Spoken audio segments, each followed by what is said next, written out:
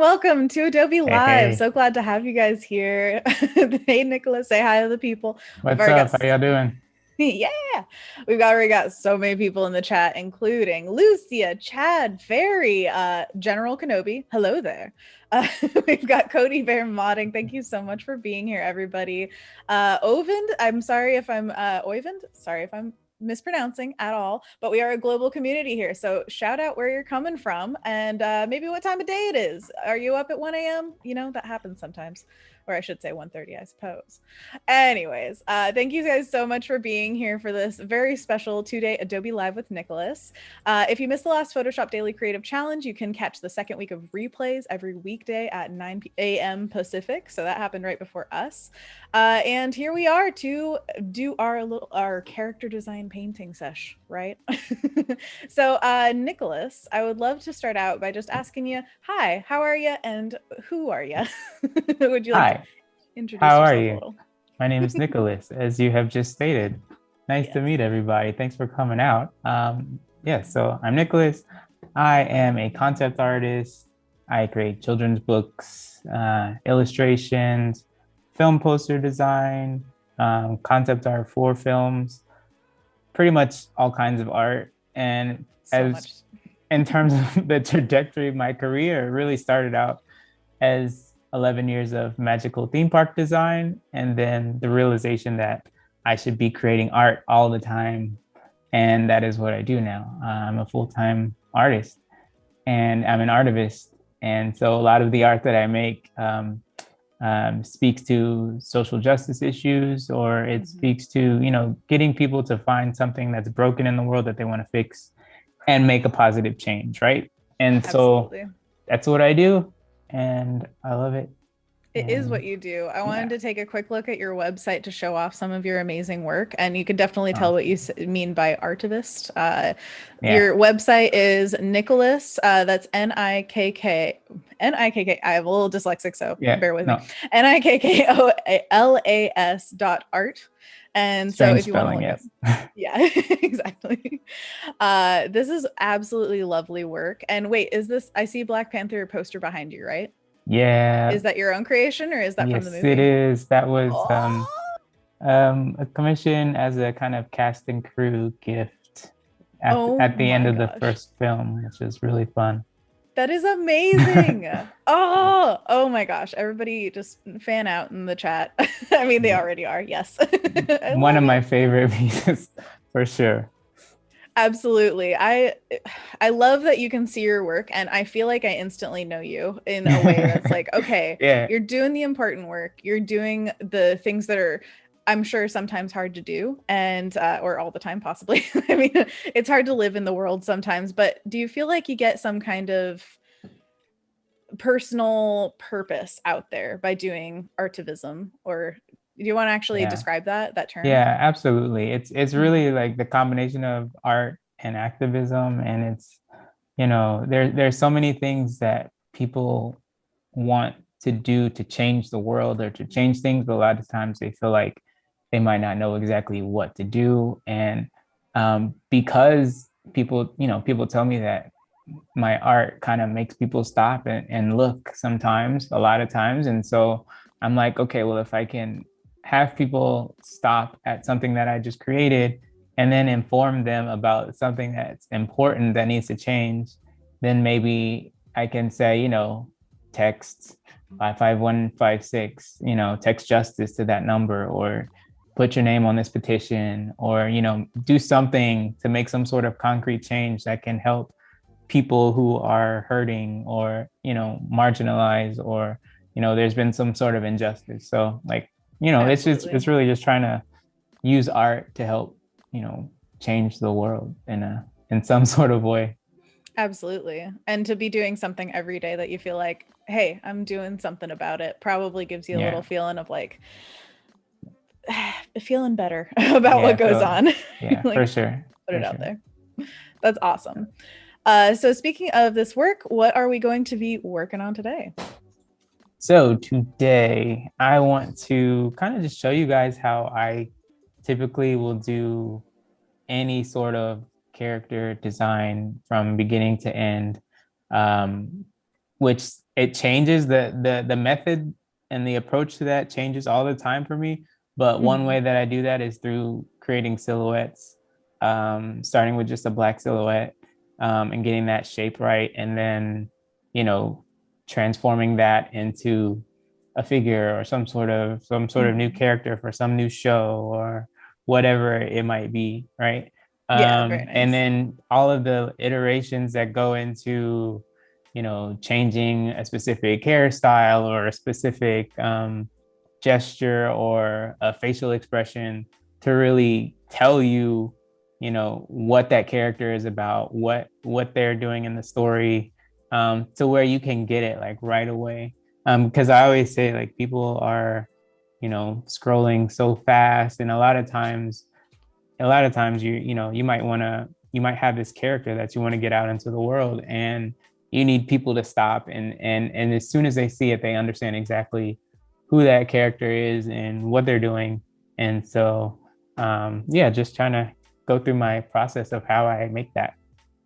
Absolutely. And that's a great point that, the scrolling is really fast and that you want to get in front of eyeballs as quickly as possible the point of what you're doing. So I totally agree on that point. Absolutely. Excellent. All right, we can jump into it. We've got so many friends in the chat just talking about, hey, great work. Z by HP says, I love the Mr. Rogers one. Oh, that's I love the Mr. Rogers one as well. So good. And we've got Paco saying, hey, Chad. Everybody's talking to each other in the chat, and we love that. Hey, Chad. Yep. And Cody says, hey, Paco. Paco getting some love in the chat. Oh, my gosh. So good to see you all in the chat, like early in the morning. By the way, Paco says, Artivist. Love it. It's great. Awesome. There's also a really great video on your about page of your website that talks about that, and like it's just such a great, like how do you get a video like that? That's just like, who am I encompassed as an artist? Yeah, I married a filmmaker. My wife is a filmmaker. She did an amazing job on that video. What a collaboration. Yeah. So check that out if you have a chance. So we'll just jump right in. Okay. Absolutely. Yeah. So I am gonna first pick my brush, which I've already picked. I have this assortment of really cool textured brushes that I love. I call it my favorite brushes of all time, and they are available on my Skillshare page and my Skillshare classes, my Artism Skillshare class. Shout out to Skillshare, they're awesome. Whoop, whoop. And so I'm gonna first grab this brush, which is 150. It's known as 150 because that's what it says. It has no name. It's just 150. So this is kind of what it looks like. Isn't it fun? Isn't it like so good? Just that right there. That's a tornado. All right, I'm done. Done. Did it. We painted a tornado today. So yeah, I basically when I'm starting out character designs, I think the first thing is like the most important thing to do is try to figure out like what is the inspiration for your character. Just thinking about like what is the embodiment of that character? Is it light and joyful? Is the characteristics more like sulking and brooding, or is it like, is it a villain? Is it a hero? Right. Who is that character, right?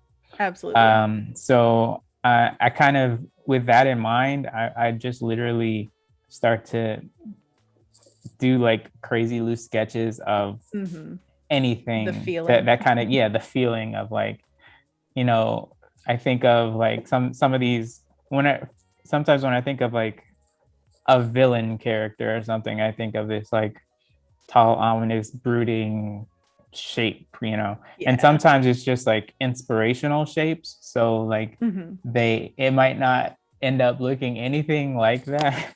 Absolutely. But it's, you know, just to kind of give you the idea of the feeling of what that character is going to be.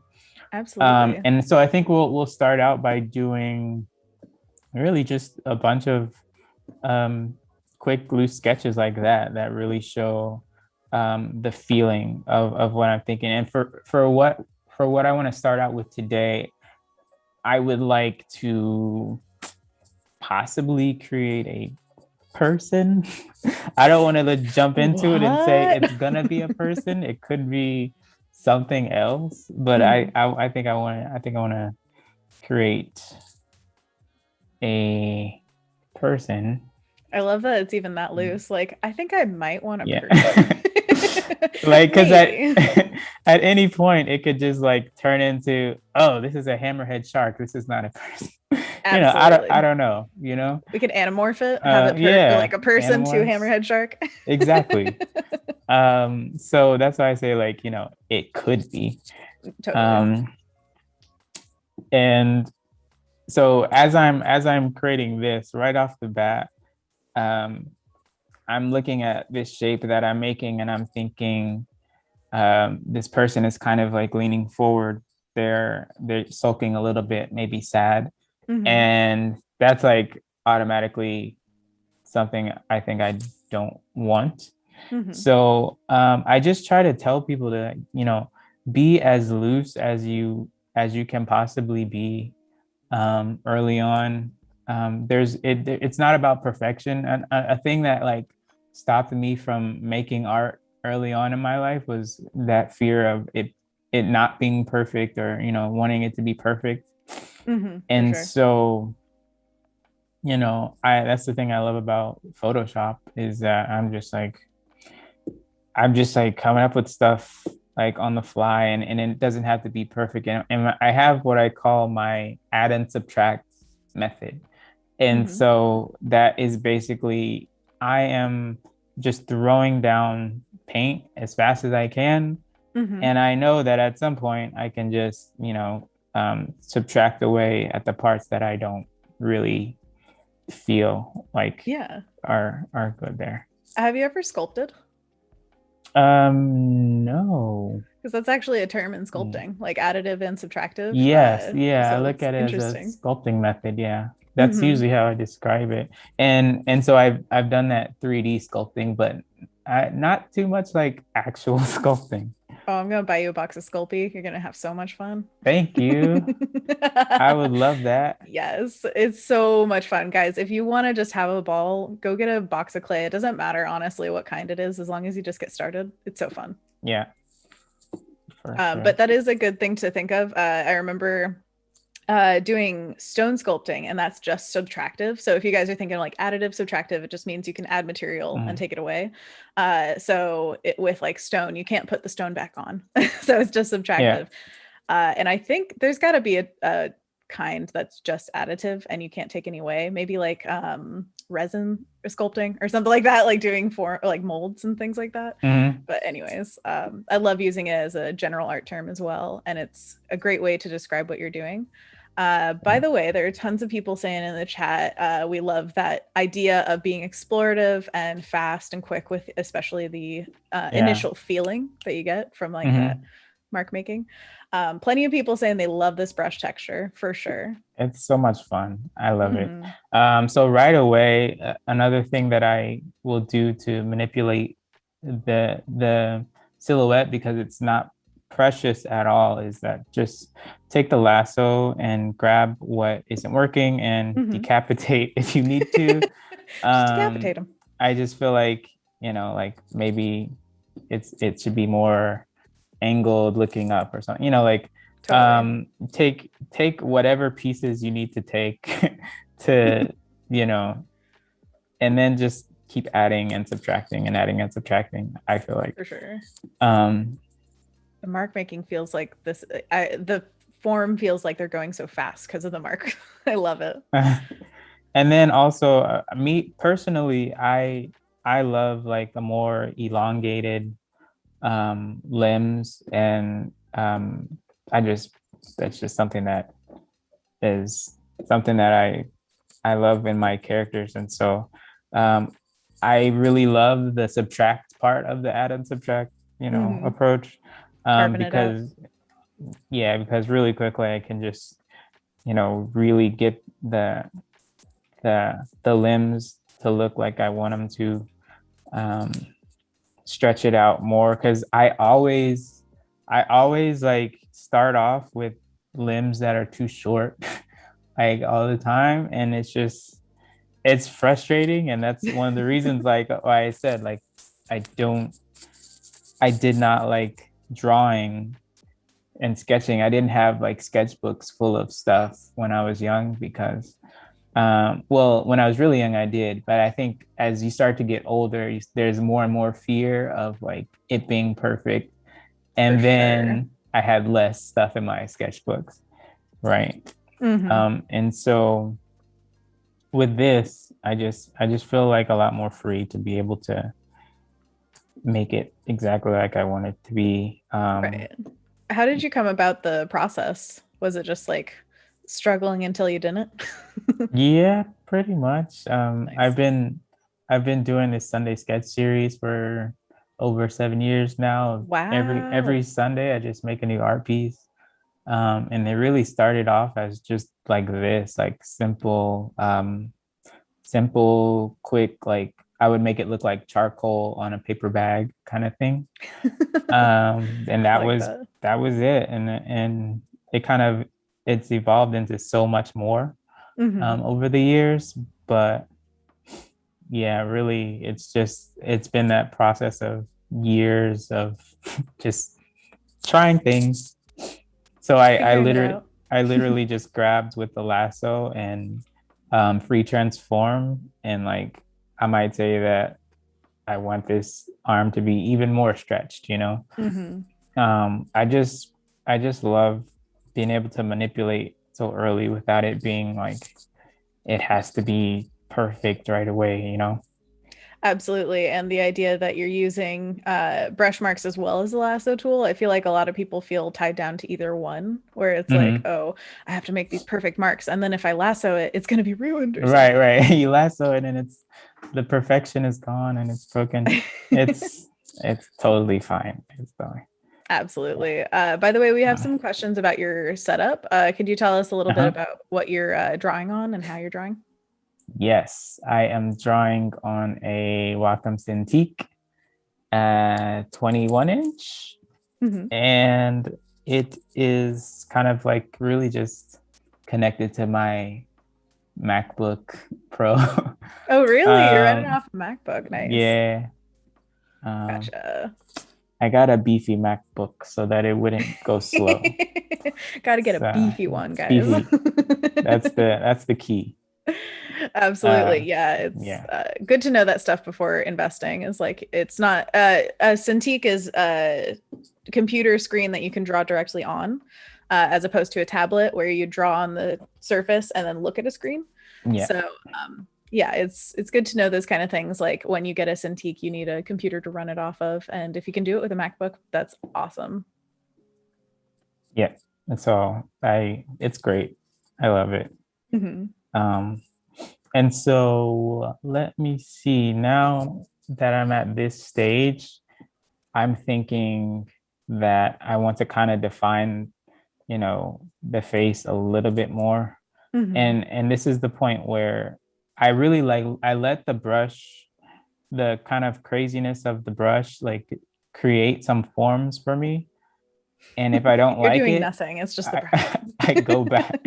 I let it take over, and it just does what it does. Absolutely.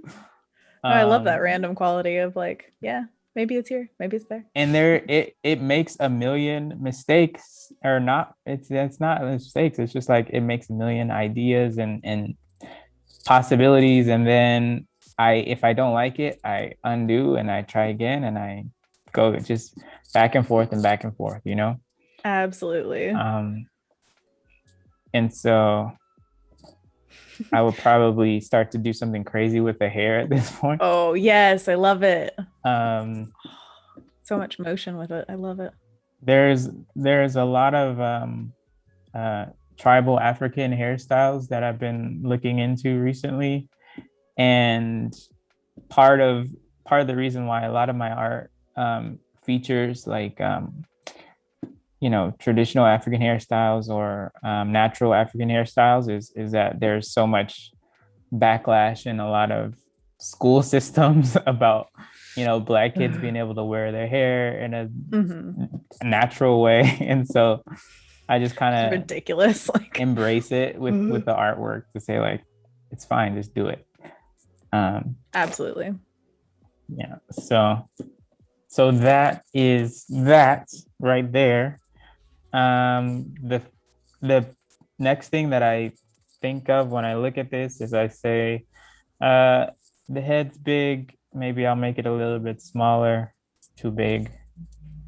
Just maybe for your liking, or for I know some people stylistically will have the question of like, are you going for a certain proportion or look for that? It's usually, I don't know, for me it's just typically like just feel what feels right. yeah, totally. Sometimes with little kids I'll have like a bigger head than the body, and definitely if little it's big heads. Yeah, a little big head. And if it's a young kid, I also will try to make the limbs even skinnier, so that they're not like, so that they don't look, as soon as you decrease like the width of the ankles and the wrists and stuff, they automatically look younger. Hey, good tip. By the way, Dill Talk says, you are a genius. How can one draw wonderful art so fast? Experimentation. Yeah. Let it go. Let it go. And another thing that I love to do at this phase is I try to basically envision where the wrinkles might go in the clothing. Like I see him as having some sort of like baggy shorts or something. Nice. That have some wrinkles.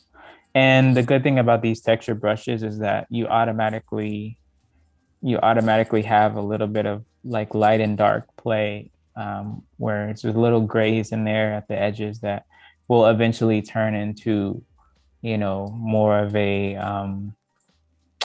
like a little bit of a light sunlight coming off of the front. Right. It's like implied detail. Super easy. Yeah. Super easy. A lot of the super. A lot of this stuff just like comes out just from experimenting, and it's like some of the stuff is like, oh, that looks really cool. Like, okay, I'll keep that. It's not like I set out to make this exact, crease in the shorts, or this exact, this part of the hair that goes like that. But like sometimes I'm just like, oh, this brush just did this cool thing and I'm keeping it because it looks cool. Right. Happy accidents, right? Yes, that's a lot of my artwork. Absolutely. A lot of it. Did it take a lot of work to find these brushes that like work with your workflow? It was just, I think, over the years, just seeing free stuff that's been put online, and then nice, yeah. I made a couple brushes that are like charcoal, nice, that have that kind of textured feel. Have you ever sold them? Nope. Just for you. I felt like I didn't really know what I was doing as I was making it, but it was a little experiment and nothing that I would sell. Just for your own edification. Yeah. So I just detached the head a little bit and gave him a little bit of a neck because it was super attached. Again, I still feel like this is way too, I feel like it's way too, Something. something. Like I need this to go even further back. So I'm just gonna do a lot of like lasso grabbing. You know, honestly, that kind of stuff is really satisfying in time lapses. If you ever do those, I don't know if you do, but like seeing a little lasso, like it could be so like, Yeah, it's those good. are fun. Yeah. And then with this guy, I feel like this is just too far. So I'm gonna, sometimes it's like, whoa, nope, that's not right. A lot of times I'll do like that where I'll literally just detach it away and Just then floating leg. and Yeah. then just glue it back together. See, it's no Just that problem. easy. And just that process of like breaking something that you just made, it's so all of this Sunday sketch journey and all of this started off as art as therapy for me. And I think that's a very therapeutic thing is to you take something, make something and then like break it and then put it back together and break it and put it back together. Um, I would definitely recommend doing that. That is lovely. Yeah. So Wow. So yeah, that is a wonderful thing also to tell our audience of like art as therapy, I think isn't talked about enough. That no, a lot of people, especially in our community, people who want to be professional artists, a lot of times they're thinking, how can I make money off of this? Which is totally valid. But also the personal element of it is so, so important to know that, you know, this does something for your soul, yeah, you know? for sure. Again, more up, more up. Come on. More up, less down. Keep your head up. Keep your head up, kid. Yeah, you can do it. Yeah. It's like you're talking to your character as you're creating them. Like, um, hmm. Yes. Okay. I feel like generally this is a good little silhouette to start Mhm. with. And I'm thinking as I'm creating the guy, I'm thinking like, okay, maybe he's standing against something. Maybe he's like, there's something approaching him that he's, has to fight off, or he has to protect something or someone that's behind him. Mhm. So always thinking about like, what is the character going through? How can I really accentuate like that moment? I feel like if he is fighting something or blocking something, then maybe his arm is Mhm. up a little more. Yeah, it feels almost like Um, holding a shield. Like, yeah, something yes. like that. And hey, maybe he does have a shield. Hey, What? throw that in there. Um, yeah, you never know. Yeah, why Um, not? and I think this shield, sometimes I'll at this point switch to some other brushes that I have. This one, I think if he has a shield, it's like made out of these like wood planks or something like that. Mm, And so I might switch to this brush.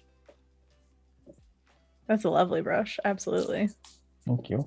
And also, a lot of times at this point, I will do the eyedropper and literally just grab some of the grays that are at the edges and use that to, um, you know, put in some lighter colors. Hmm. Because at this point, I feel like we've made a decent progress with the blacks, Hmm. and then yeah, I'll just start to add some other stuff in there. Absolutely. This is fascinating to see Um, because I remember in the chat someone was saying, oh yeah, it was fairy. My school always says, quote, never use pure black, even in traditional art. yeah. I think, yeah, all the rules are meant to be broken. Don't worry about it. They also say never become a professional artist if you never went to art school. Never went to art school. Yeah, how dare uh, they? yeah, So yeah, let's talk a little bit about your background. Did you know art yeah, school in the past? yeah. I mean, really, the only art classes that I've had are high school classes. Nice. And then when I was going into college, I went to Hampton University, which is HBCU in Virginia. Hmm. And when I decided to do that, I said, you know what, I'm gonna jump into architecture, and that's gonna be my thing. I'm gonna use my art skills to, design buildings and spaces and things like that. Very cool. And that's actually being there is what led me to, become an Imagineer and design theme parks.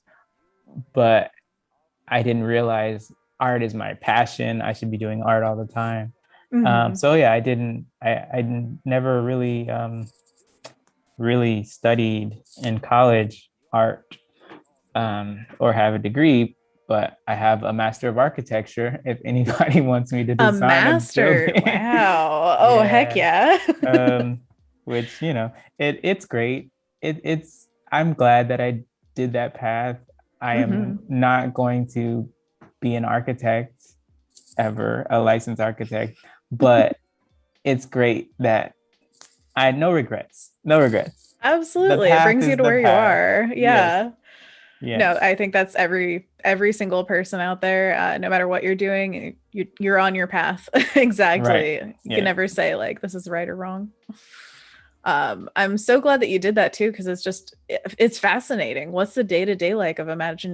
Imagineer who's designing theme parks? Yeah. Lots of crazy designs and things that it's really fun. And what I did was the past 12 years of my life, I've been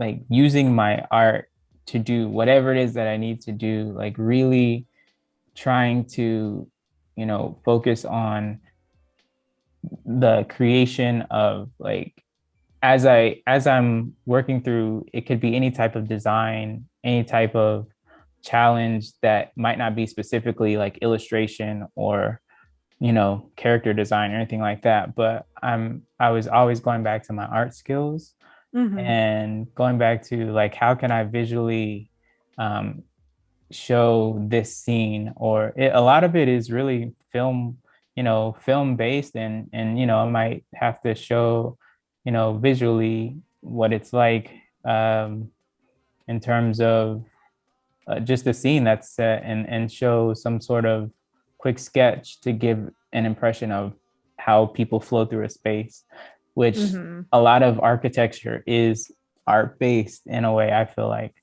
For um, sure. Yeah. but still, for me, I felt like, you know what, I have to really jump into the art thing, like, full time.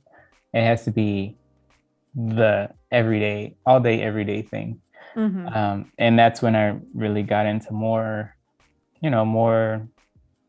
film film concept art. I just, um, was able to do, well, a couple years ago, able to do concept art for Judas and the Black Messiah.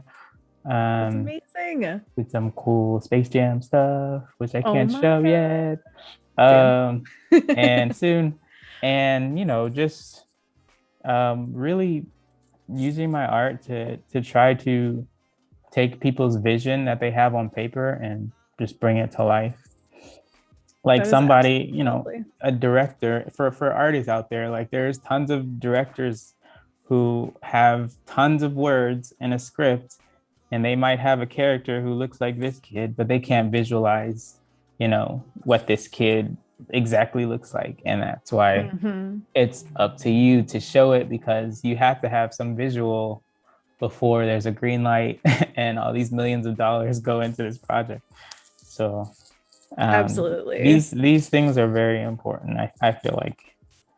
Well, yeah, you're bringing not only the character to the screen, but it's true. The people behind the story don't always see what you see, and Yeah. putting it down just gets everybody on that literal same page. Yeah. Same page. Oh man. Yeah. Oh, everybody's sharing their background. Yeah, a lot of people went to school for diploma. That's what Ferry says. Yeah. Yeah. Uh, Lauren says, I studied fashion for 6 years, came out of higher education and went straight into graphic design. Life takes you where it takes you. Wow. Yeah. So true. So true. Yeah. And I love the, like, you know, just seeing people's experience, that it's never like too late or whatever some people think, where it's like, oh yeah, I'm doing architecture. Like, if you could speak to your old self, that's like, Mhm. I'm in this thing, I feel like this is my life. I'm sure at some point you're like, there is a turning point Yeah. of like, I have to do art. There's no question about this. Yeah. Hmm. And were you doing art outside of work when you were doing that? Yeah, just like nights and weekends, and that's, my I just stopped doing the architecture thing about a year and a half ago. Oh wow. Yeah, so I've been doing full-time art for about a year and a half, and all You you have so know much work. Great yeah, job. it really was just nights and weekends, and every Sunday make a new art piece, Mhm. for years, and turned into this. So Whoop whoop. pretty cool. We're super glad to Um, have you. I just love stories Thank like you. that. It just, you know, it brings you to a great mental space of like, yeah, you can do it. Yep. So I'm just gonna keep refining a little bit more and more.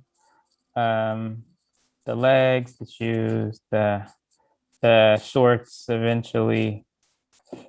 And let's see here. Yeah. Oh, this is interesting. Margaret Q, I want to say, sorry if I'm Uh-huh. saying your name wrong, says, I would have started the shield on a different layer. And now I'm thinking, on your piece, just saying how they would Uh-huh. deal with it. And she's saying, or they were saying, and now I'm thinking that habit, risk mitigation possibly, might be slowing me down, because you can just Mm. grab the whole thing and change it all at once. Yeah. A lot of times, a lot of my, especially for Sunday sketches, a lot of my speed paintings it's just all one layer.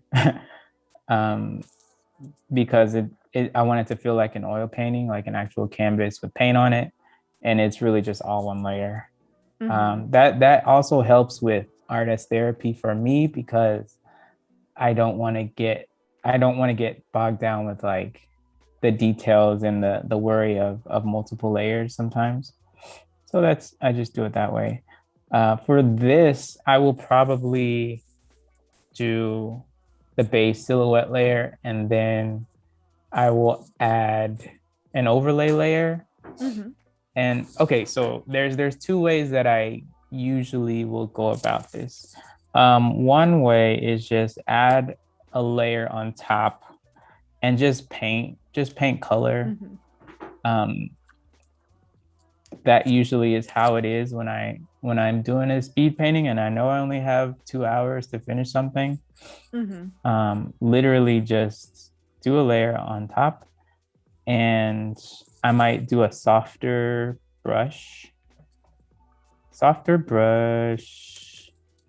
and literally just start to put some paint on top of the black. And Hmm. then the great thing about that is you can use obviously the black areas for more shadows and stuff. For sure. And so, and Built-in if it's a shadow. if it's a really soft brush, then you can paint it in like in more of a smooth way. Hmm. And even for the whatever this is, like the wood shield or whatever this is. Yeah. And I just love it because like with the black silhouette underneath, you already have your really dark shadowy things. Hmm. Um, so I You're think that's painting in the light. great. Yeah, it's just like, and so it gives you the depth like automatically, which I Absolutely. And love. it does give it the effect of like a traditional piece, almost like you're painting over charcoal with like, I don't know, what do you call it? Pastels or something, which Yeah. in real life you can't do quite as cleanly as in Photoshop. But I think that Hmm. that's the feeling I get, which is awesome. And a lot of my art is unfinished and sketchy. That's just the style that I like. Well, what's Um, finished? yeah. That's just up to you. Yeah. And so like I said, this is the layer on top. And it for me, it's really about just evoking that emotion, that thing that you want to get across. It's usually not so much about it being perfect. It's just I have this thing that I want to say.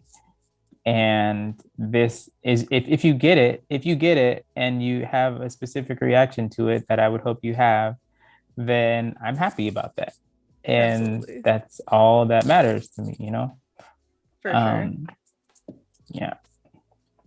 So a lot of times I'll do it like that, where this is just the second layer. This is the only, it's basically like a 2-layer piece, you know? Yeah, which is fascinating. I think that's a great thing for the audience to take away as well. It's just, Yeah. doesn't have to be 5 million layers, doesn't have to be No. just one. It can be as No. many as you need. Yeah. And so I'll even do, in terms of the highlighting and all the highlights, all the lighter parts, and everything is on this second layer. So if I need like a lighter, lighter brown for the highlights or whatever, then it's all there. Yeah, you can still pop it out because you're basically starting from the darker space and getting lighter. Yeah. And excellent. So that's that. And I might even, at this point, I might even go back to the silhouette layer and, erase away some things that I don't want. As you're getting more detailed around the focal point. Yeah. Nice. By the way, I'm seeing some new faces in the chat. Hey guys, if you're just joining us, this is Nikkolas Smith and we're designing an original character in Photoshop. So good to have you with us. And also if you're watching on YouTube, thank you for watching, but also come over to Behance so we can talk to you in the chat. Yes, please. Yeah, it's behance.net/live.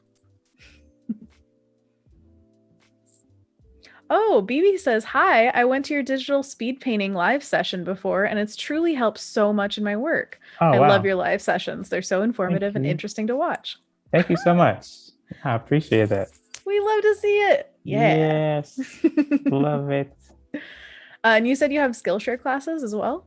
Yeah, I have a Artism Skillshare class. I have a Skillshare live demo class, and also a class with Kenya Bears where I teach him how to paint himself as a superhero. So cool. Lots of fun. Lots of fun.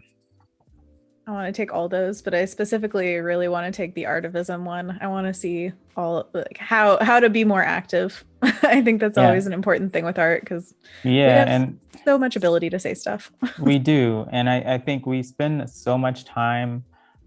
Artists spend so much time learning how to create art that captivates people, and then one thing is you take all of those years of knowledge and you put it into productions and movies and stuff, and that's great. But then I think it's also important to spend some of that time to use that to captivate people and show them how they can, change the world or do something, very important.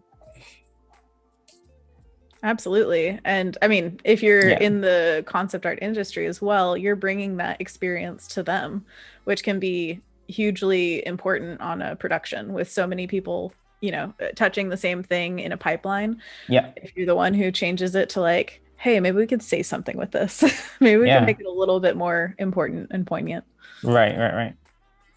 Very important. I think every production needs.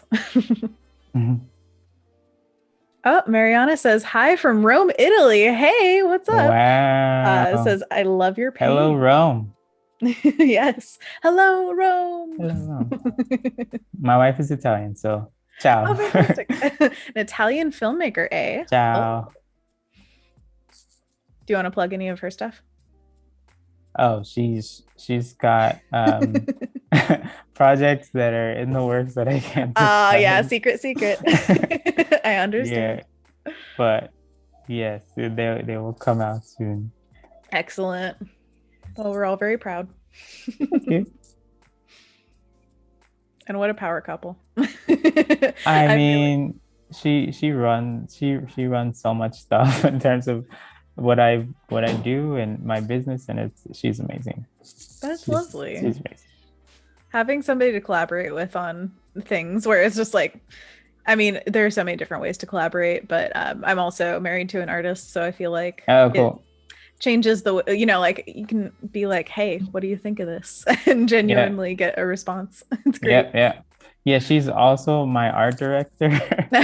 Like a A lot of blessing and a times I'll curse. be making some sort of sketch and she's like, no, that doesn't look right. No, Oh, no, change that, fix that. And I'm like, harsh art what? director. It looks no, she's the critic. She's good. Sometimes you need that. Yeah. So a lot of times I'm now like I'm really like blending the top and bottom layer um in more of a seamless way because it's like at this point it's all one thing, you know. So Mm, I'm even in the color layer on top, I'm grabbing some more, dark brown, black, just kind of mixing it all in there. for sure. Um, yeah. It seems like you're keeping that idea of the first layer where it's like, you get to add and subtract. It still feels very explorative, even though you're Yeah. into a color layer and smaller brushes and all that. Mm-hmm. Oh, Sean Cassell is asking, any suggestions for someone out in the country but wants to create something against voter suppression? Well, that's a great idea. It's a great idea. A wonderful idea. I always say, for one, find the activists who are on social media who they post a lot of information about Mhm. the issues, and if there are politicians who are suppressing votes, calling them out, and there might be petitions out there already to stop certain unjust practices that are happening. So I always say, like, find those folks out there who are doing the work, and then also because for one, just the more information that you have, the better, and then figure out how you can incorporate that into some like really striking visual that gets the attention, and focus on the victims, like who is being victimized, who is being unjustly treated in this Mhm. situation, and how can you show like their point of view to get people to understand what they're dealing with, because a lot of people in this country don't know what it's like to have their vote suppressed, or to be mistreated in an unjust way For of any sure. kind. So it's like, it's always trying to get people to really put themselves in somebody else's shoes. Hmm. Evoking And empathy. yeah, and so that's a lot of what artivism is about. Yeah, would you say you start um, with that whenever you want to make a piece? You see an injustice in the world, and then you reach out yep. to educate yourself as much as possible and Mm-hmm.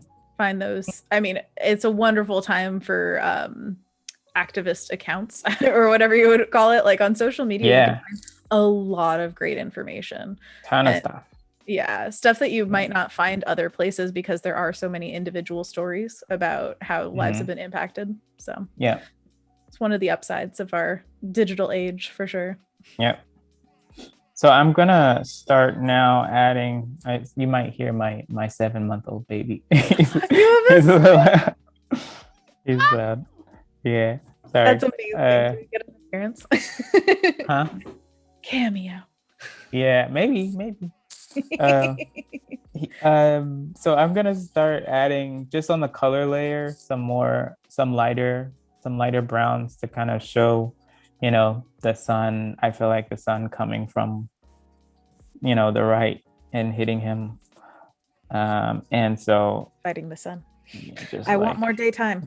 fighting the sun, fighting daylight savings time. I don't know. Exactly. And so yeah, just adding more highlights there. And Veronica's in the chat. Hi, Veronica.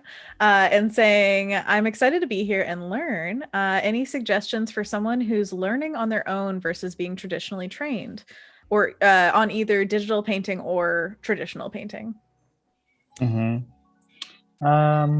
I would say in terms of just learning on your own, I feel like I'm somewhat of an expert on that because I just, found stuff.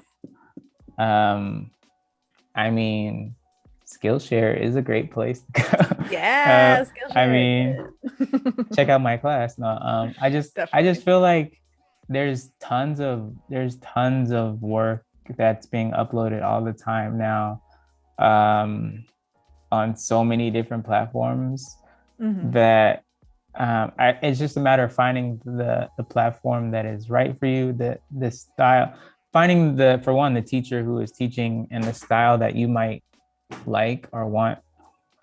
And then the other thing that I say is always find the artist that you feel like is like the best at what you do, that you feel is the best at what you do, and maybe even has your similar style that you like. And I always say, like, emulate that style, emulate that artist, and try to not to copy exactly what they do, but see how they create the way that they do. And you're always gonna end up finding your own style, really, in the process. Absolutely. I agree completely. Finding your way is a lot of finding other people's ways. And then I think there's a quote online or something where it was like, taking one person's style could be seen as stealing, but taking like multiple people's style is inspiration. Yeah. Yep. Putting it all together. And know that your style is always going to be imbued in whatever you make. So you're never just like straight up like replicating. It's always just a little bit of your spin. Absolutely. Yeah. Oh, and Veronica says, I will definitely sign up for your Skillshare now. Boom, cool. Nailed it. Thank you. Mission accomplished. Did it. All right, we can pack it in. All right. So good to see you guys in the chat, by the way. Hi, everybody. So again, at this point, with my speed painting sketches, a lot of times the essence of the piece starts to become evident after, like, 30 minutes or so. So it's like, at that point, it's up to you how far you want to keep refining and how far you want to stop. Like, I understand that this is his arm right here, and I know that he doesn't have like speckles and stuff coming off of his arm. He might, but I think I could go back to the silhouette and refine this more, and I can make it like super, super perfect. An entire hand articulated perfectly. Yes. But if I'm running out of time, that might not be like the most important thing to refine. So it's just really trying to figure out, how far you want to go with certain things. Also, hands are hard. True. We all know the pain. Yeah, you might be a little frustrating here and there. But why live in frustration when you could just imply? Exactly. I'll give a shot at a hand though. It's just whatever you want, really. And I've talked about this with a few people that I've hosted. It's the idea that you can enjoy the look of certain art styles, but not necessarily enjoy making them. You know what I mean? Or it's like, oh, wow, you can see a fully like painted hand that's just detail all over the place Yeah. and be like, that's amazing. But if you don't Yeah. want to paint that hand, you don't have to. Don't have to. There's nothing saying that you have to do that. Absolutely. Mm.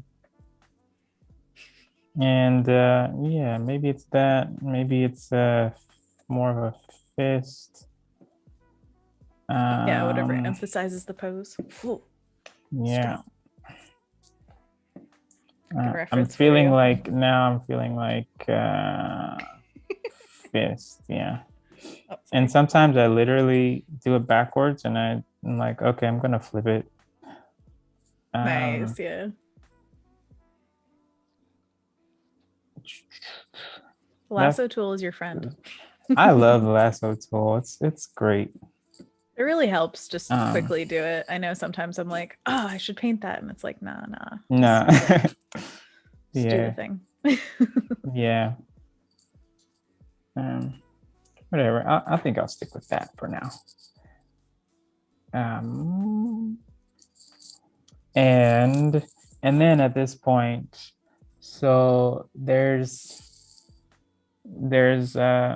again, it's just a decision on how much detail you want to add to the clothes, how colorful you want things to be. At this point, I would say maybe I would do a third layer for the clothes, because a whole 3 layers. Wow, excessive. three layers. This is a heavy file. 3 layers. 10 gigabytes, you guys. Yeah. So this is basically my brown layer, my skin layer, whatever. Yeah, let me add one more. Save. I just saved the file for the first time. That was dangerous. Not good. Living on the edge. Not good. I think Cody Bear has a saying where it's like save your work, drink water, stretch, I think is like the holy trinity. Yeah, that's good. So now I will do a new layer for some clothes.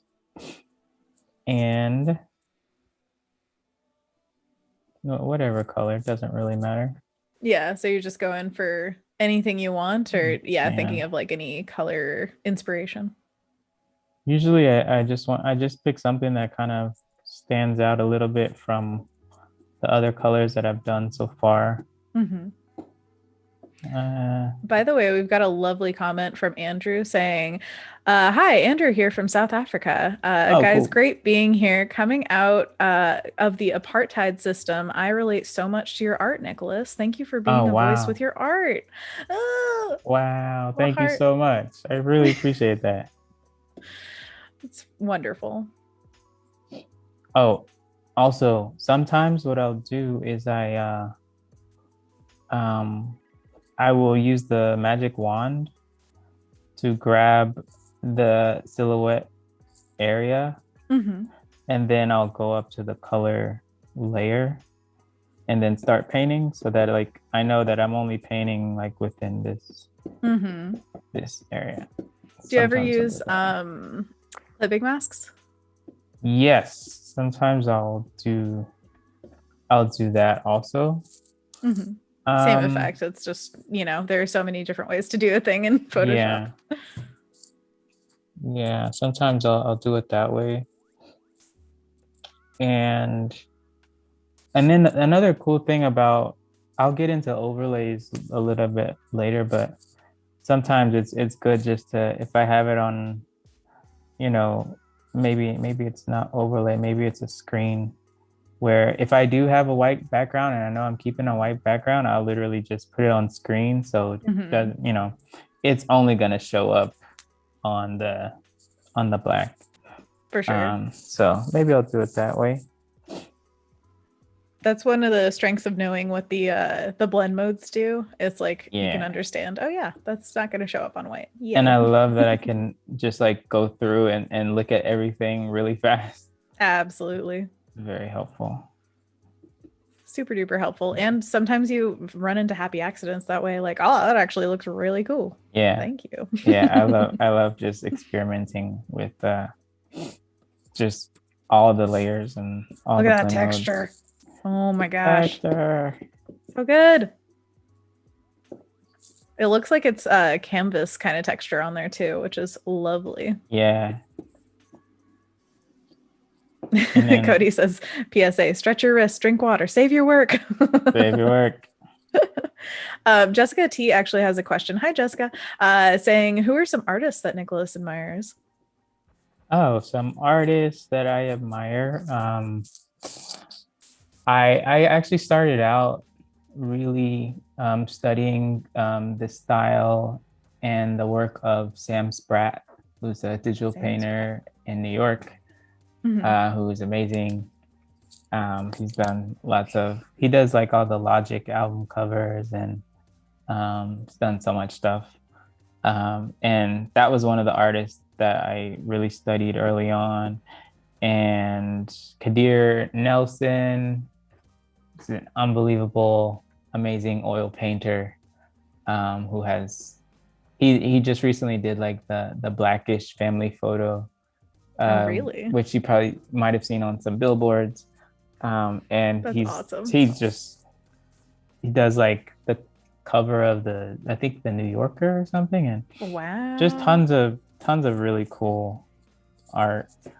And Vashti Harrison does great stuff. Chuck Styles, so many artists now, digital and traditional, just doing cool stuff. I love this. Another thing I love about, I started basically with like this like medium mint green, and then I just started adding some super light mint green. Definitely. And it just automatically gives, as soon as you start adding the light colors, you have that plus the medium color plus the black silhouette behind it. And it's just like so much depth and texture. Just beautiful. It's just beautiful. It is. I also love the motion that you're getting through the pants, where it's just like these swooping marks are so just juicy. Juicy. Yeah. Great word for it. I want these pants. I want them. Fashion Line by Nikkolas coming out. Yeah. Maybe I'll start to do some fashion stuff. Please do. I'd love to see that. And then, so I'm on screen. Yeah, I'm on screen. So sometimes I experiment with just the gradient burst, which gradient burst I have on the radial circular. And so I might just look at, does it help to add a little bit of gradient? Does it wash it out too much? I think I'm okay with it.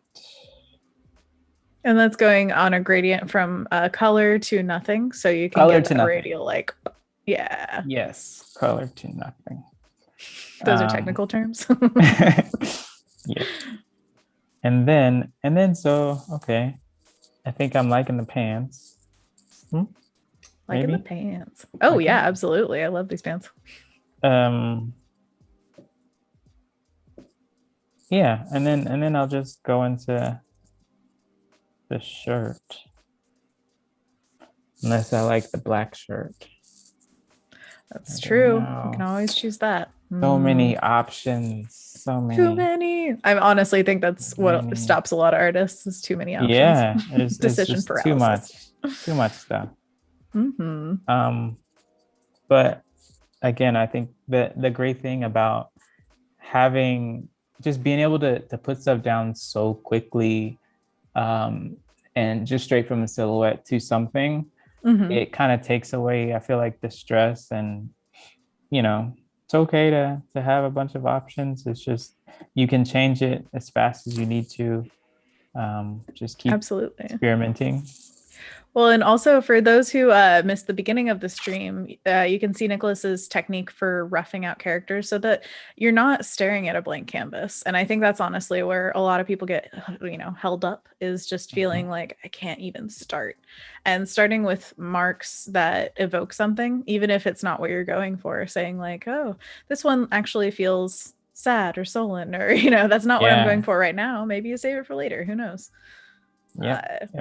Even your, I remember thinking this, but I didn't say it then. When you did the villain shape and it was like this big hulking character, I immediately thought of Kingpin from Spider-Verse. That's He's what I was literally thinking of. He's so good. See? That's what I was thinking of. Yeah. Such great character design in that movie. Yeah. If you guys haven't seen Into the Spider-Verse, go watch it. So amazing. See it.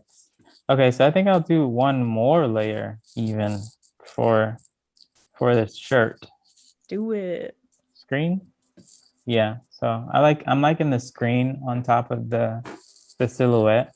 Mm-hmm. Do you feel like day to day you have different favorite blend modes? Because I feel like that sometimes. Yeah, because a lot of times like overlay is the thing that I use. And I'm gonna get into overlay a little bit probably right after this. I'm gonna just see how it differs from like adding just paint on top versus adding overlay, and just see how it feels. Does it feel different, you know? For sure. And so yeah, so let me just do this shirt layer. Okay, with the red, well, reddish, and the pants, I'm feeling watermelon. I love it. And also, I have this idea in my head of like a specific African flag that is flown a lot. That is black, red, and green. I've been having this flag in my mind for a while. And so I'm wondering if maybe it's just I'm kind of like, I feel like I'm kind of looking at the back of his shirt, kind of with this being let me see, with his right shoulder maybe coming forward. So I'm wondering if maybe I'm just like seeing something from the front of his shirt come to the back a little bit. So something like that. And then let's go to this. That's another interesting thing I just realized about the use of black. When you're just using the black silhouette, you could almost interchange which side of the body was facing which direction.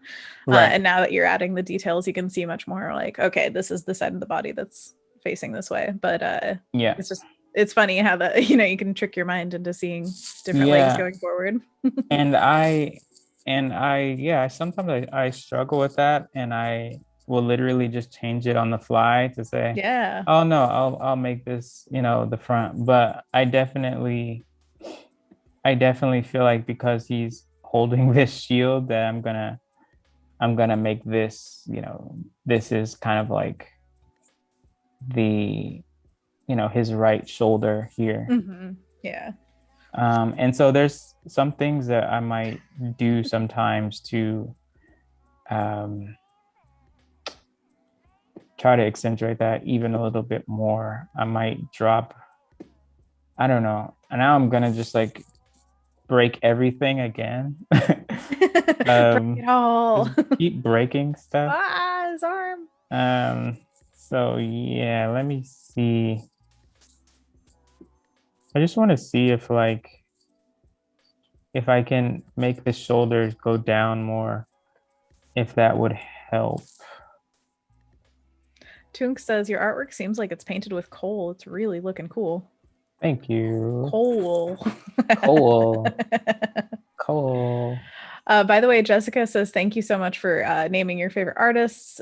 She loves discovering new artists, and says, what are the names of the brushes that Nikkolas is using here? 150, right? 150.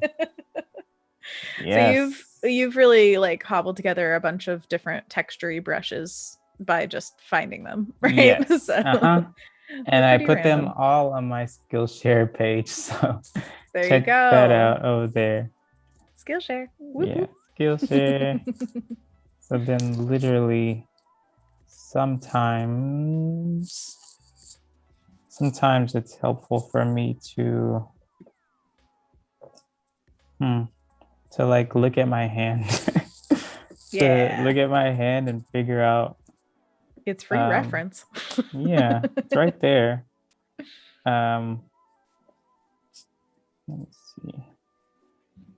So what I would like to do is, in a way, to make it more believable that that's his left hand, like I would have to show his thumb. Darn like it. Yeah. Hands, man, hands are tough. Like, huh? Yeah. So that's one way. I feel like one way to do it would be to kind of show, to make it clear, like, okay, that's his left hand because his thumb is doing this thing. Mm-hmm. I don't know. That gets into again, it starts to get into like, okay, this is too stressful. I don't care. Absolutely. If for me, if it gets too stressful, I'm like, do you get the idea? Yeah. Okay, great.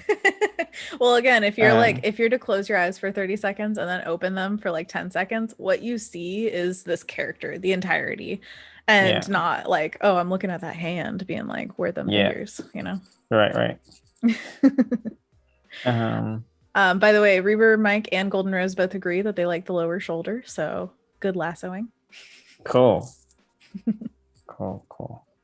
And then sometimes it's like, I might do it even more. I don't know. I still feels like it needs more. We're cutting the arm again. Oops. Surgery time. So sorry, friend. Sorry. And then I feel like having a conversation. It needs to be less. Man, sometimes I just like, I will literally like start to look at something so much that I'm like, okay, this is weird now. Absolutely. That's the whole point of like, when you stare at a piece for 10 hours, you can lose so much of it. It's literally like your brain goes blind to it. Yep. Which is a great reason to take breaks, guys. Take a break. Take breaks. Also, we're going to be back for day 2 tomorrow with Nikkolas. Are we going to be working on the same character or a different character? I think we should do a new character. You can always follow the flow of whatever you feel, but yeah. Whatever you like. Whatever. Oh. Yeah, I'm totally flipping stuff around now. Flip it and reverse it. Yep. So I'm wondering if yeah. I'm wondering if maybe I should put something in his hand. Is it calling for a sword? Sword and shield? Sword and shield. I think or whatever you want, obviously. No, I think so. It's probably that. Yeah, for sure. It's got to be a sword. I'm thinking of like those times when you're a kid and you have like you only have like certain things to make stuff out of, like random wood planks and stuff like that. Mm-hmm. And that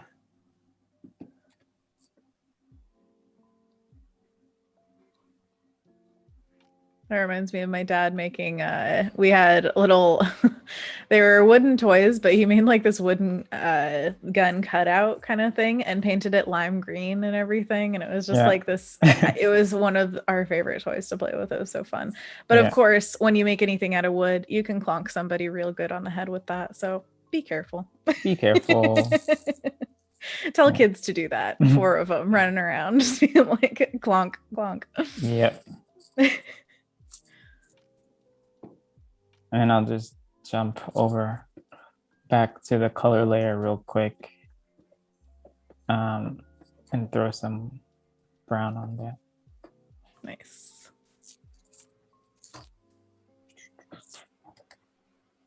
So Oh, Tim says, love this. Thank Oh, you, and thanks, Tim. Cody, for sharing Nikkolas' Skillshare. There's a lot of sharing going on. Oh, thank you.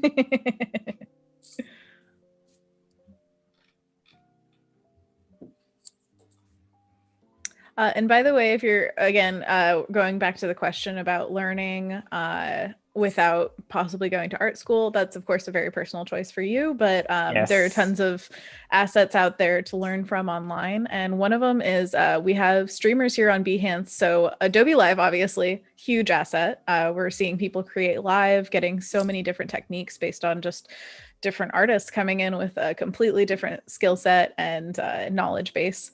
And so we have opened up Behance streaming to anyone who would like to. So if you think you would like to stream, go ahead and try it out. You can click your little avatar on Behance. The plus button next to it will say go live. And yeah, check out the tab along the top. It has all of the streamers that are currently streaming, as well as replays of people you're following who stream. And there are tons of people on here who do that. So a great way to learn. And Nikkolas, have you ever considered streaming regularly? I thought about it. With a 7-month-old? I know, right? You got all the time in the world, right? It's tough. It's tough. Time. Yeah. Yeah. Totally It's a possibility though in the future. I might do that. Well, we would love to have you here. It's a real good community, and thank you. Yeah, it's super fun to see people just stream their artwork, whether they're talking over it or not, or whatever you want to do, you know, whatever you're comfortable with. And we would love to see more of your work. Oh, cool. Thank you.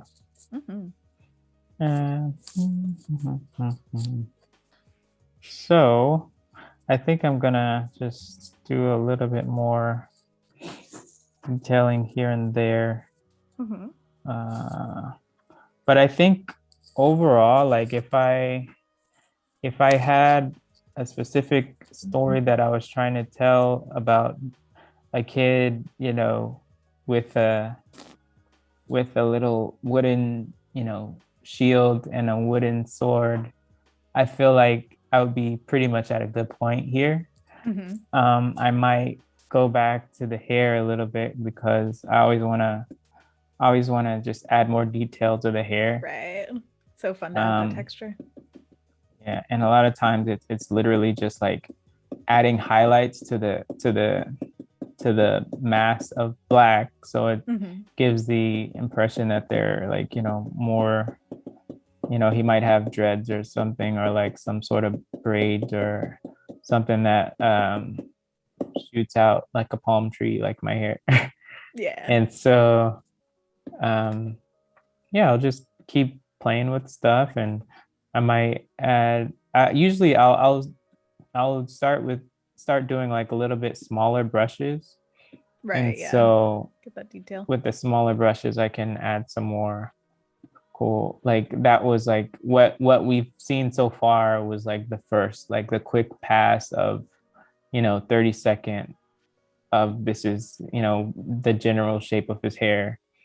But then literally you go as far as your creativity wants to take you, right? And so you just start adding more and more.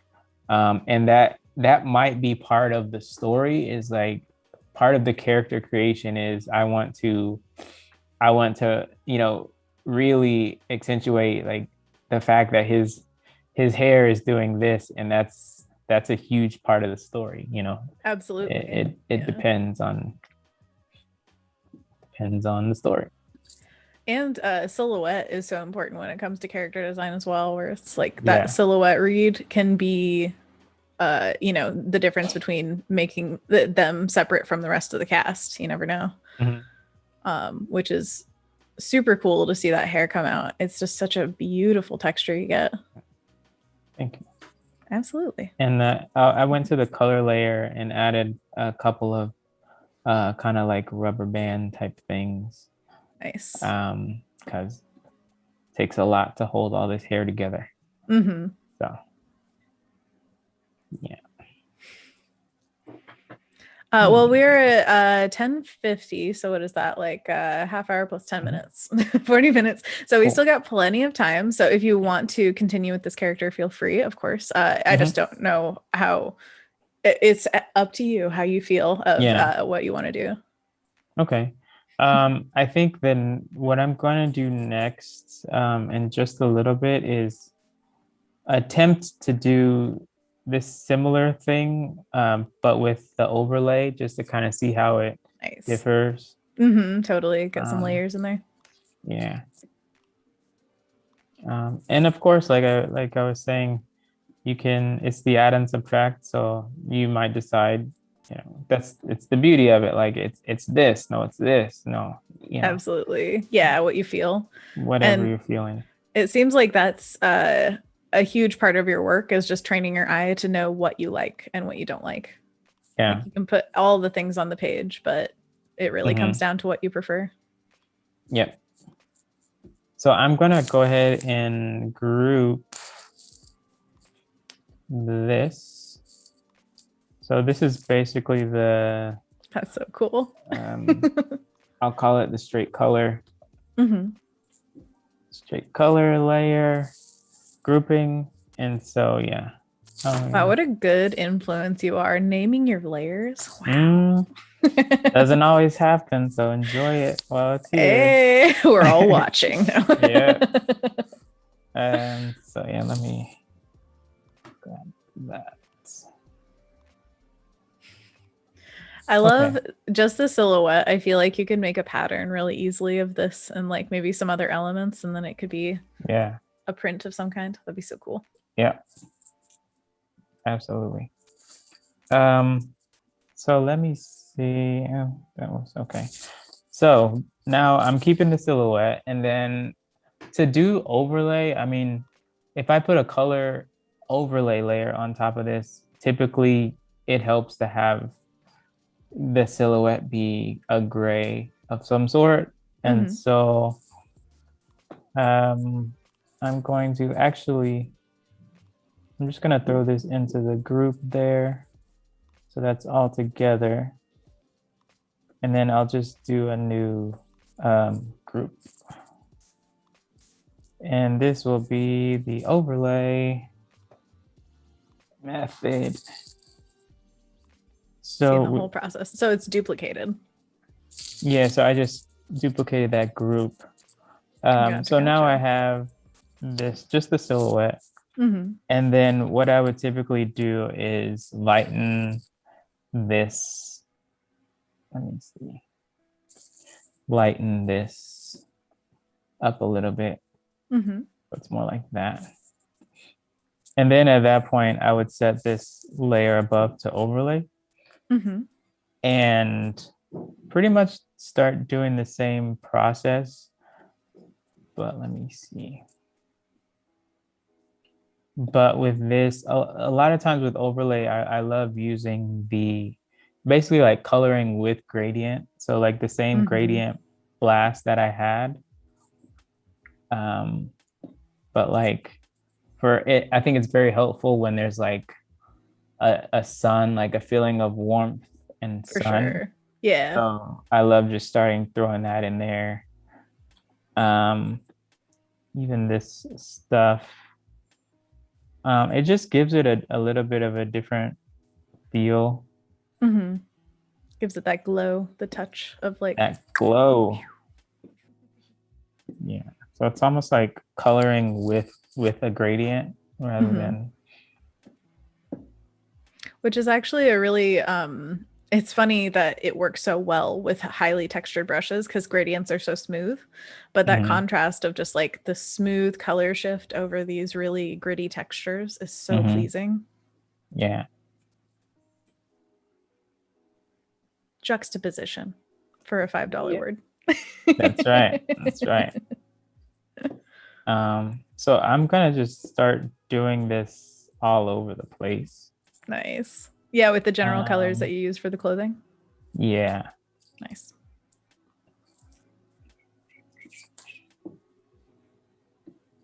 I like this like mystery reveal kind of feeling with the gray where you're like, oh, what's it gonna look like? Yeah. Yeah. And with this style, a lot more colors end up blending with other colors, which, you know, you might like that, you might not. But yeah, it just kind of starts you off with that vibe right there, of generally the colors that we had just laid down earlier. But just I feel like in a more smooth and sometimes a warm way. And then usually at that point, then I would go with that, typically the same brush that I used last time, and just go over and actually just start brushing in some of that light. That's lovely.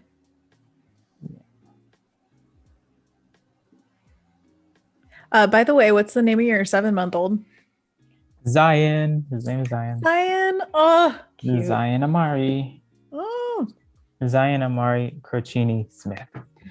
Wow, what a name. That is fantastic. He's a little Black and Italian boy. Oh, cute. He's wonderful. I think that my niece's middle name is Amari as well. Oh, cool. Like, kinship. Yep. They're going to be friends someday. Yes, we'll make that happen. She's 4 right now, so I mean. Okay. Cool. First child? Yes, first child. And how has life changed? And you know, he's a 2020 baby, so wow, that was fun. Oh, that's that crazy. Was fun. I mean, everything has been crazy since last summer. Absolutely. And with this, for some reason, with this method, I feel more comfortable with like doing larger brush strokes over a whole area, like the whole area of the hair, and you know, even probably over the pants, more of a larger strokes rather than I guess just maybe it's just the smoother. I don't know. For some reason, this gives me the sense of smooth and like and wanting to just like stay with this kind of smooth, swoopy approach. Definitely. Very different and very calming, peaceful looking. Yeah. For sure. And then Veronica, oh, sorry. No, keep going. She just has a question that says, when you worked as a Disney Imagineer, what was one of your favorite projects you worked on? If you can say, I don't know.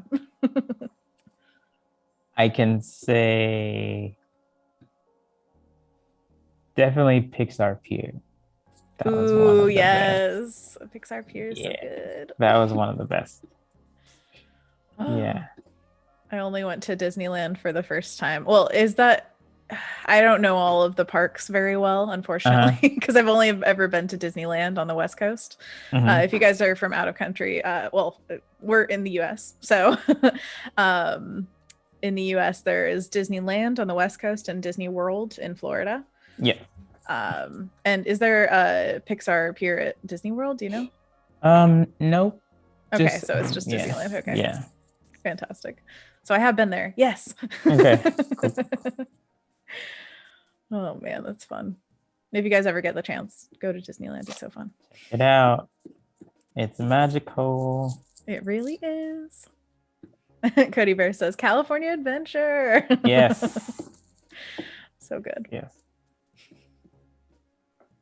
So yeah, I'm just adding more swooping colors. Again, it adds so much like directional strokes always give a sense of motion, it feels like, and can feel that like forward motion of like defense. Absolutely.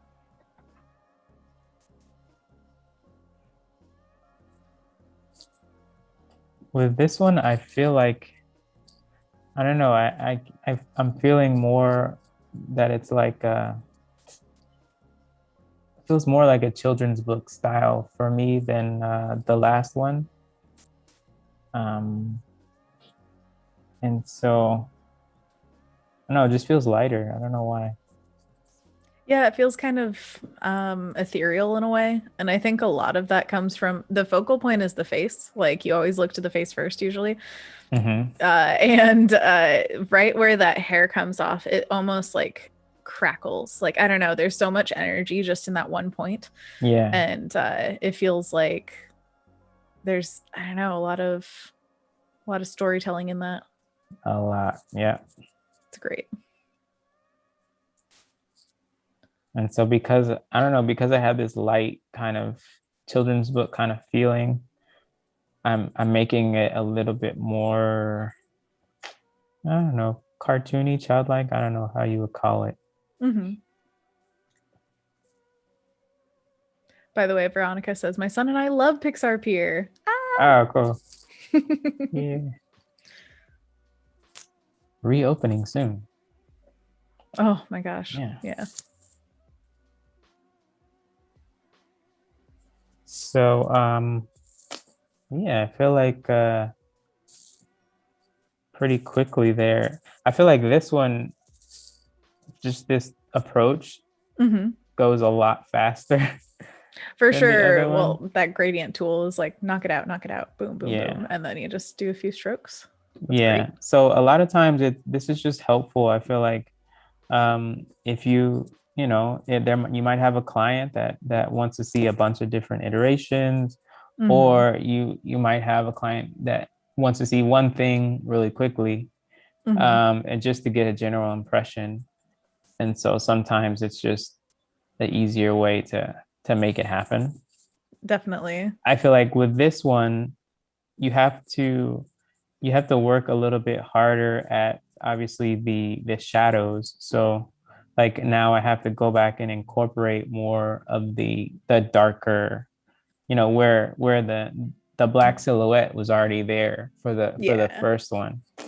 But for this one, I might need to go in and throw in that dark. absolutely. And I feel like it's so worth it to try out those different techniques to get that different, like obviously same silhouette completely, but like a very different style out of it. Hmm. Yeah. And a lot of that does come from the gray, which is kind of crazy. I didn't think it would make that big of a difference, but it makes it feel Yeah. a lot lighter, whereas the other one is very punchy. Hmm. So it just goes for what you want, I guess. Yep. There is no right and wrong. Daphne says it reminds me of working with pastels. Ooh. Oops. And there it goes. And Yeah. there it goes. Bye. Mhm. Yeah, I like it. It's interesting. Okay, I'm gonna look at both of them then. Yeah. Compare contrast. Whoa. So different. Wow. Wow. Whoa, whoa, whoa, whoa. Yeah, so for this style, I use this specific style for I have a art piece called Stop Wars, and it's basically like me and my wife. Um, and I did kind of like a Norman Rockwell-esque painting, Hmm. and it helped to use this style because just the darks and the shadows that are so important to have, and then the color right on top. It feels more like a sculpture, almost like a like concrete. Absolutely. um and so it was fun to do it that way. And this way is like it's just different, and it's interesting. I've never really compared them like side by side so quickly. But I like it. I think this would be pretty cool for a kid's book. Absolutely. Did we just start a kids book? Oh my gosh. Maybe. What is It this kid's happened name? live. This is, oh golly. That's a good question for the chat. Should we name this character? Yeah. All right, shout out names for our character and maybe a little bit of background, maybe some possible story beats of like what would Hmm. happen with this character. Are they what or who are they fighting? Yeah. And sometimes I will do Usually I'll do a new overlay layer that has that is like dedicated to lighting, like it might be the sun, the sunlight or something. Mm-hmm. Where for that layer I'll go in and like add a little bit of the highlights to different edges to kind of give that. I love that. The difference in color sometimes can just be that, like a gradient of temperature shift is what I find very satisfying in a lot of pieces when you break it down, like, oh, I like this piece. Why do I like it? Yeah. A lot of times I find myself drifting towards color or temperature changes. They're so good. And sometimes I'll do like if I have a warm on one side, I'll do like a big wash on the other side that's more cool. Yeah. Oh, that's nice.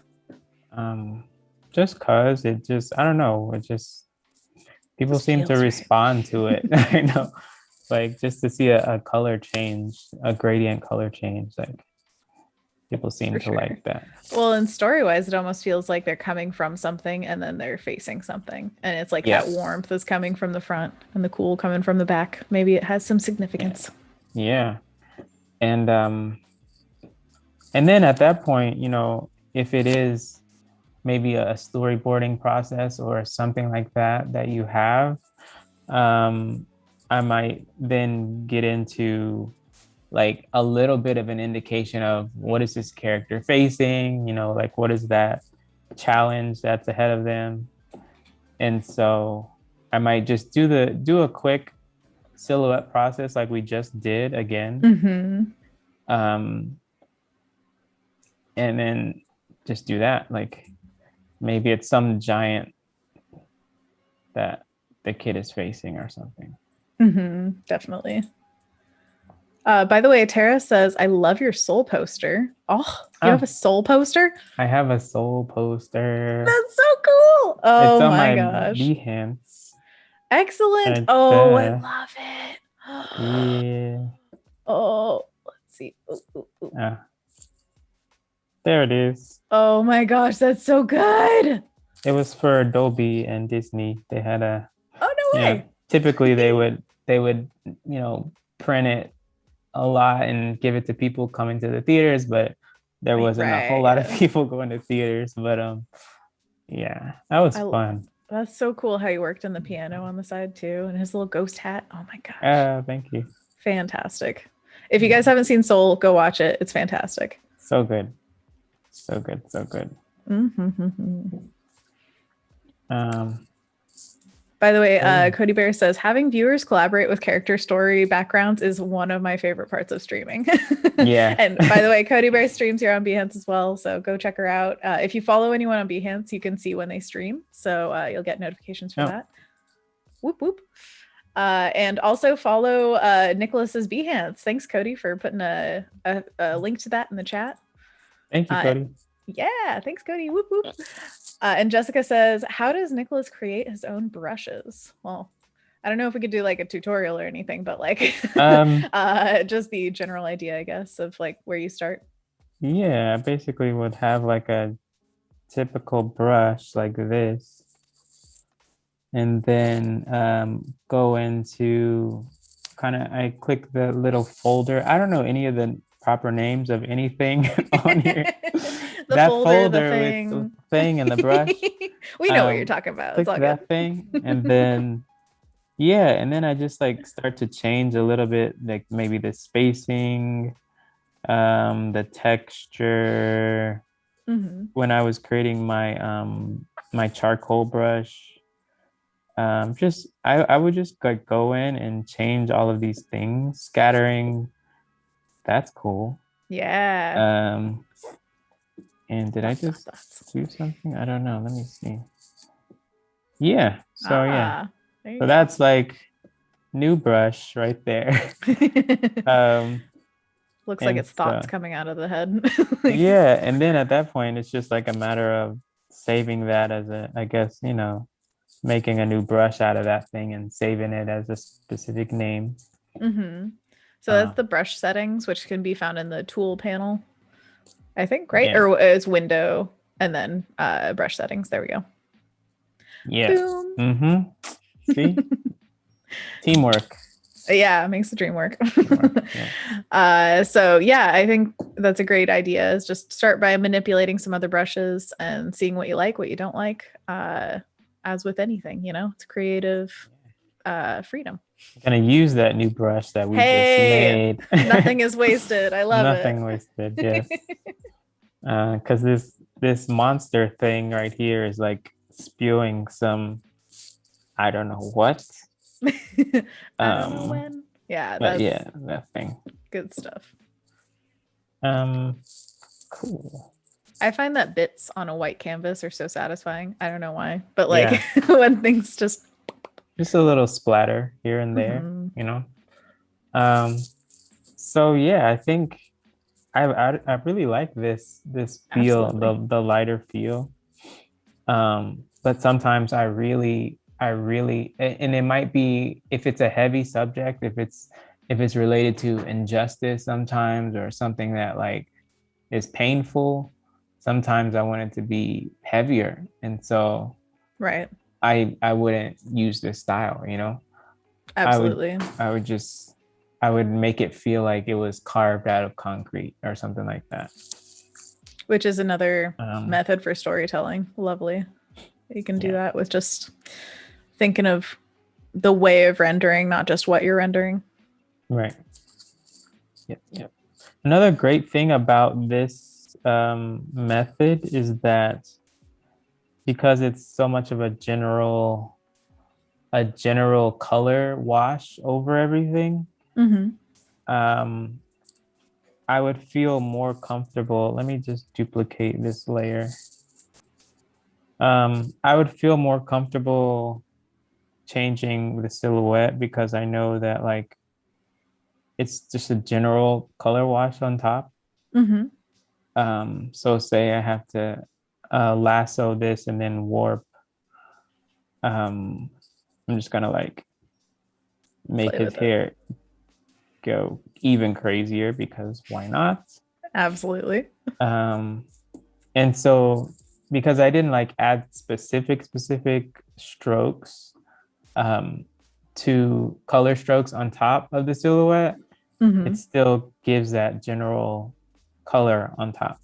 Nice. Yeah, So yeah, yeah. So with that, I would just like, let me, oh yeah, I have a gray. That's right. yeah. I forgot.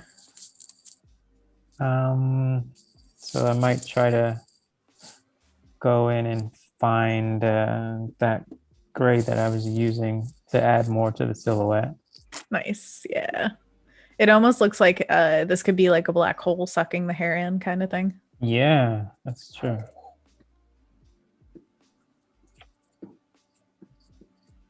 Yeah. And then it also gives that motion of like standing up against this, but also having to brace to not be sucked in. Mm-hmm. Mm-hmm. Mm-hmm. Mm-hmm, mm-hmm, mm-hmm. Yep. Um,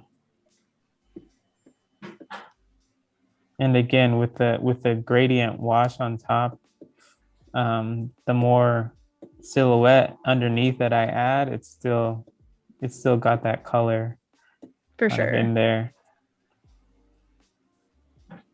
A lot less difficult to make changes in the silhouette when you don't have to worry about any color messing with it. Like, oh, I have Yeah. to paint this all out and make it all rendered and blah blah blah. It's like, Yeah. yeah, it's just there. I think I want to give him a little bit thicker, um,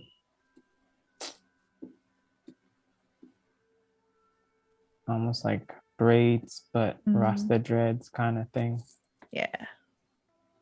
And I think there's so much that can come out of having a cool textured brush. It does so Absolutely. much on its own. There's some things that I don't even need to like have perfect. It's just literally the happy accidents that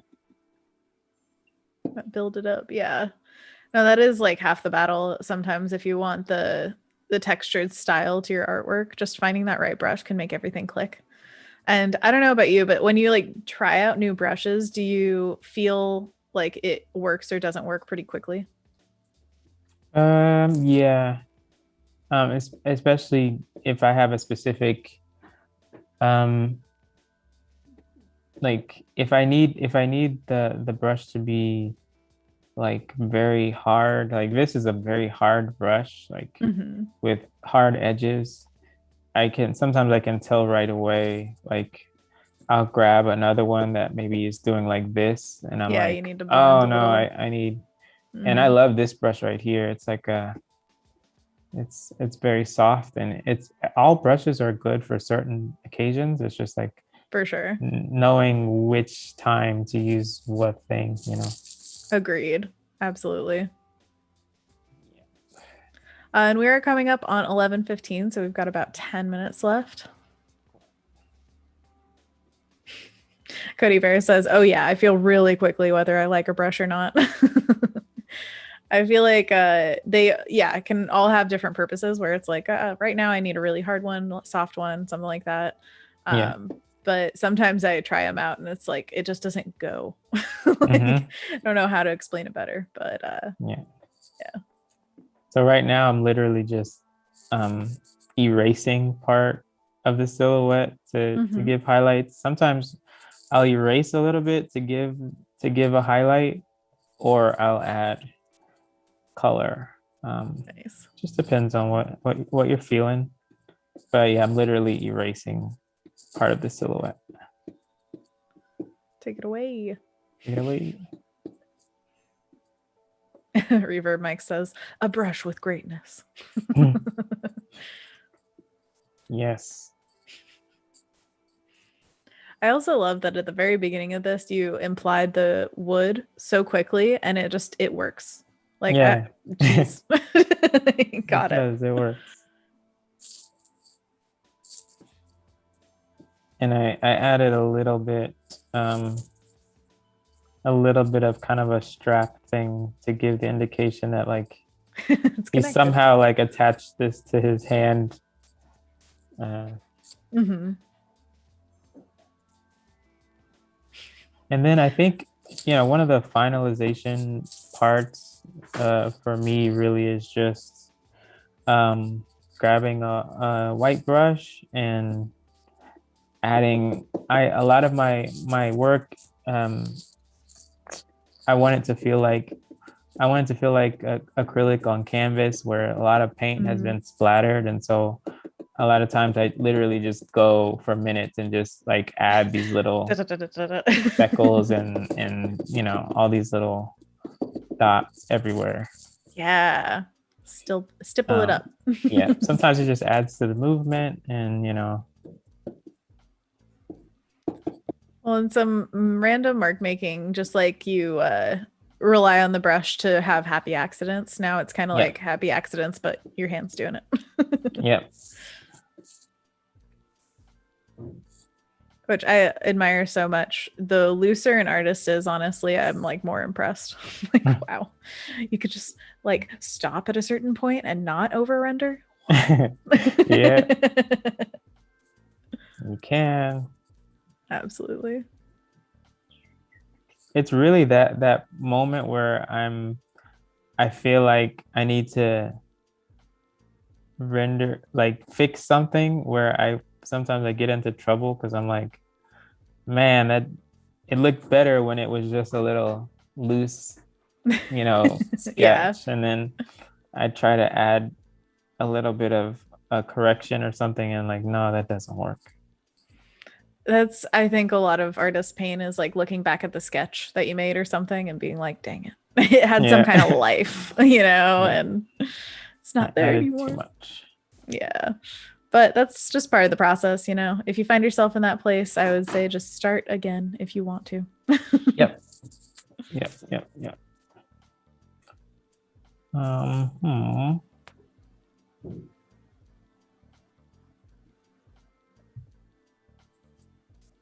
Yeah. I would love to see a close up as well to see the textures of this eventually when we like get to the end or whatever, whenever you want. But I'm just saying.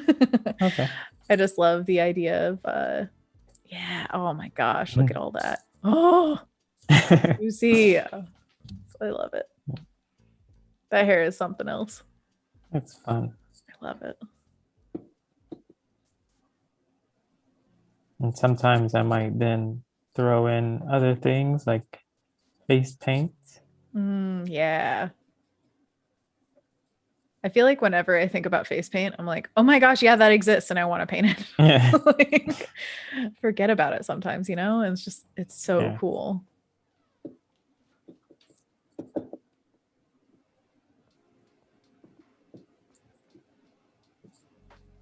Yeah, I'm not sure what this is, but it's something. The ominous evil. thing. Ominous thing.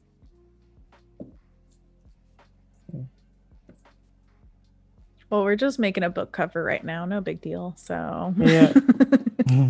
I honestly feel like it really could be if we had like a little story for this character. Yeah. We'd have a whole narrative going on here. Absolutely. I imagine, ooh. Okay, this is the way it is. Okay. Tell me. Okay, this is a wrapping book cover. So this is the front. You see our hero on the front, and then as the book wraps around, that black like fills more and more of it, and then the entire back of it is just this black with like the white text of all the description and jazz and stuff. Now I have to do that. Okay. Okay. All encompassing.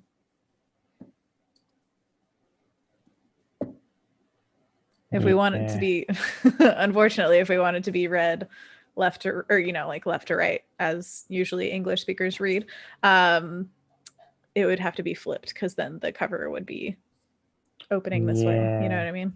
But don't worry about that. This isn't actually that. So just make the illustration. It's possible. Could work, yeah. Oh, heck yeah. Either way. Oh my gosh. So usually when you flip something, it looks completely off, but it really doesn't. I always hate flipping because man, it doesn't. It's rough. It looks.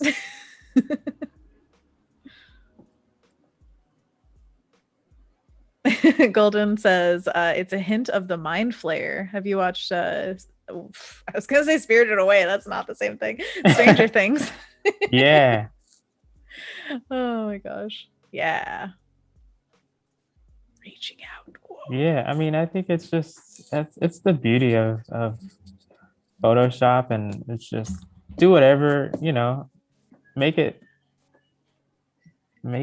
something. Make it so. Make something until you like it, you know, keep changing it. Hey, quote, make something until you like it. Make life quotes.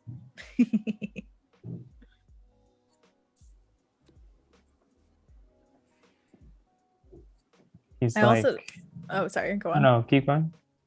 Oh, I was just gonna say, I love how you're multidisciplined, because this to me, like you said, feels like a children's book kind of illustration, but you're also doing concept art. So it's showing that you can be multifaceted with one skill set, but apply it to different things. Yeah.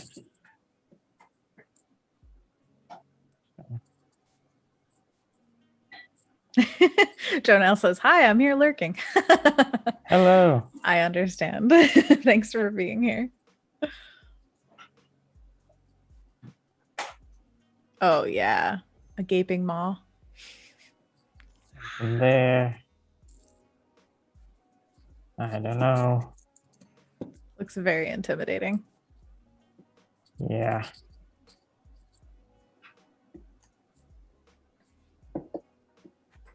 Yeah, and I think, you know, using the silhouette approach, you know, pretty quickly you can create some sort of you know, a character that people can relate to. You can show some of their personality, some of their challenges.